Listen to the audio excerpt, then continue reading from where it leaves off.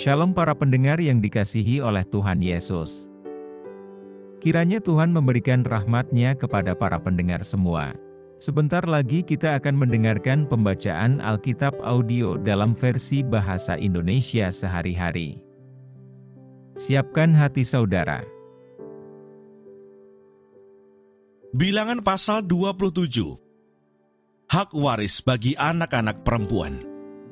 Kemudian mendekatlah anak-anak perempuan Selafehat bin Hefer, bin Gilead, bin Machir, bin Manasye, dari kaum Manasye bin Yusuf.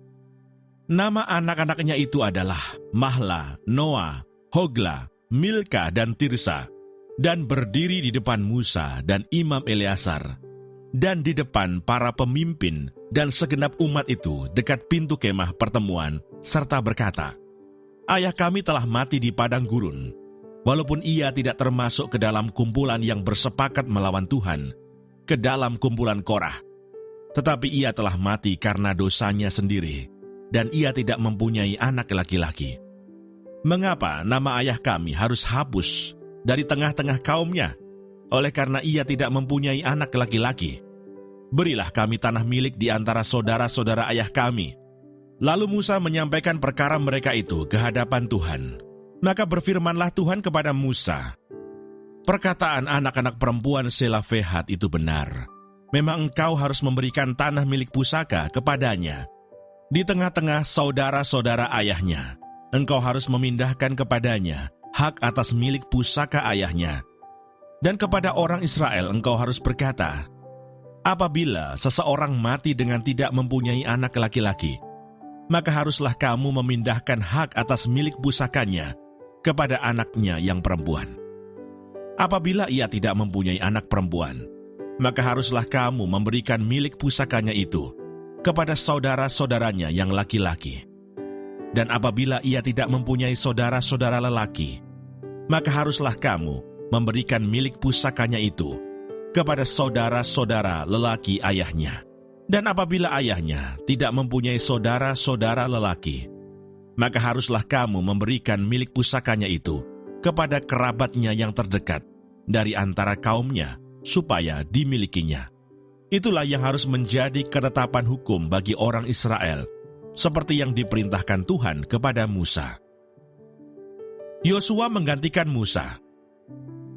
Tuhan berfirman kepada Musa, "Naiklah ke gunung Abarim ini, dan pandanglah negeri yang kuberikan kepada orang Israel.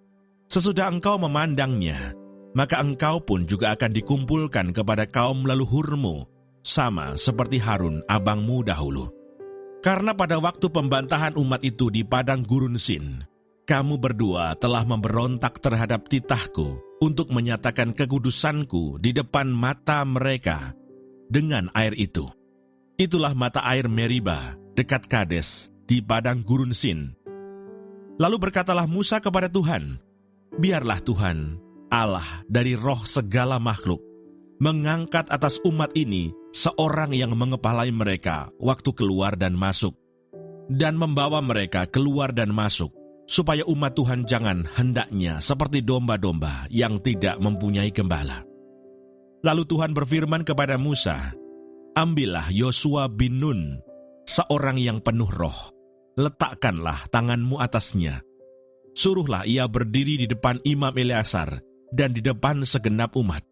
Lalu berikanlah kepadanya perintahmu di depan mata mereka itu. Dan berilah dia sebagian dari kewibawaanmu, supaya segenap umat Israel mendengarkan dia. Ia harus berdiri di depan Imam Eleazar, supaya Eleazar menanyakan keputusan Urim bagi dia di hadapan Tuhan. Atas titahnya mereka akan keluar, dan atas titahnya mereka akan masuk. Ia beserta semua orang Israel, segenap umat itu." Maka Musa melakukan seperti yang diperintahkan Tuhan kepadanya.